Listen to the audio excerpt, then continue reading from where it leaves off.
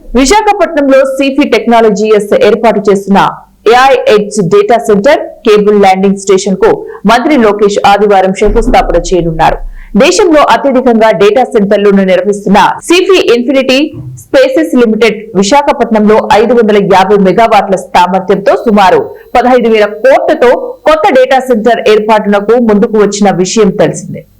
ఇక data centre ఏర్పాటునకు 50 ఎకరాల భూమి కావాలని సిఫి కోరగా రాష్ట్ర ప్రభుత్వం 2 ప్రాంతాల్లో 28.6 ఎకరాలు కేటాయించింది.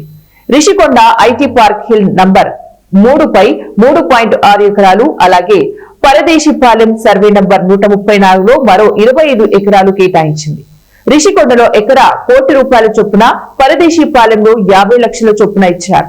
భూమి పూజ చేసినప్పటి నుంచి 2 ఏళ్లలో అంటే 2027 అక్టోబర్ 12వ తారీఖు నాటికి డేటా సెంటర్ ఆపరేషన్ లోకి తీసుకురావాలనే నిబంధనతో తక్కువ ధరకు భూములు కేటాయించారు. ఈ ప్రాజెక్టు కోసం సిఫి టెక్నాలజీస్ లిమిటెడ్ పేరుతో అనుబంధ సంస్థను ఏర్పాటు చేసింది.